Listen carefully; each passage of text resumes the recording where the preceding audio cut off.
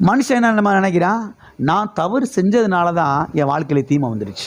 கிறிஸ்தவ மக்கள் நினைக்கிறாங்க, நான் ஏதோ தவறு செஞ்சுட்டேன், அதனால தான் என் குடும்பத்தில் இப்படி நடக்குது. உண்மையே இல்லையா? நான் ஏதோ தவறு பண்ணிட்டேன், நான் ஏதோ குற்றம் பண்ணிட்டேன், அதனால தான் என் குடும்பத்தில் என்ன செய்து இப்படியெல்லாம் நடக்குதுன்னு கிறிஸ்தவ மக்கள் நினைக்கிறாங்க. தீமை என்பது ஏற்கனவே இந்த உலகத்தில் என்ன செய்யுது இருக்குது. இதை மறந்துடவே கூடாது. ஒவ்வொரு கிறிஸ்தவ விசுவாசியில் ஒவ்வொரு ஊழியக்காரர்களும் தீமை என்பது ஏற்கனவே ஆல்ரெடி இந்த பூமியில் இருக்கிறது.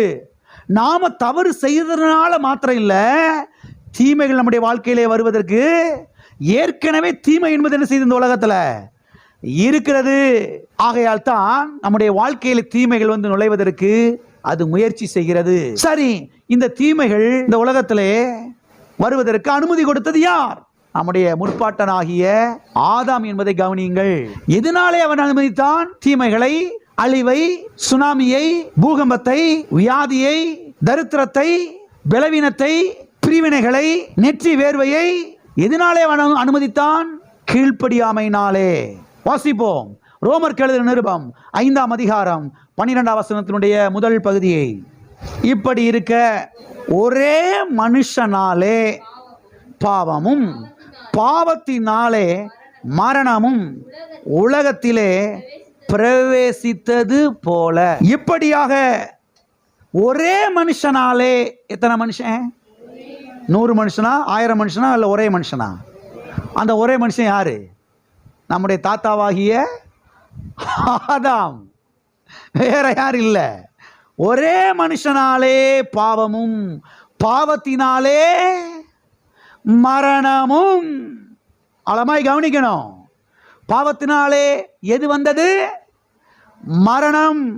பாவத்தினாலே எது வந்தது? தீமைகள். பாவத்தினாலே எது வந்தது? வியாதிகள். பாவத்தினாலே எது வந்தது? தரித்திரம். பாவத்தினாலே எது வந்தது? சாபம். பாவத்தினாலே எது வந்தது? விபத்து. பாவத்தினாலே எது வந்தது? அழிவுகள். பாவத்தினாலே எது வந்தது? நெற்றி வேர்வை.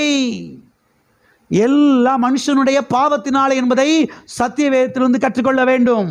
எதுக்கு எடுத்தாலும் கத்தரை குற்றஞ்சாட்டுறது, கத்தரை முறுமுதுக்கிறது, கத்தரை பிடிச்சி 4 வை வைக்கிறது, வீட்டுக்குள்ள என்ன அமைதியாக இருக்கிறீங்க? எதுக்கு எடுத்தாலும் கத்தர் தான். மனுஷங்க கிடையவே கிடையாது. எல்லாம் கரெக்டாக, அப்படியே கரெக்டான ஆட்கள்.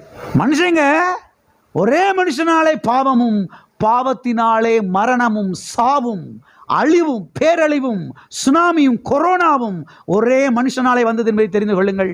இந்த அழிவுக்கு தேவன் காரணம் கிடையாது, இவ்வளவு சாவுக்கும் தேவன் காரணம் கிடையாது. கர்த்தர் நல்லவர். ஹல்லேலூயா.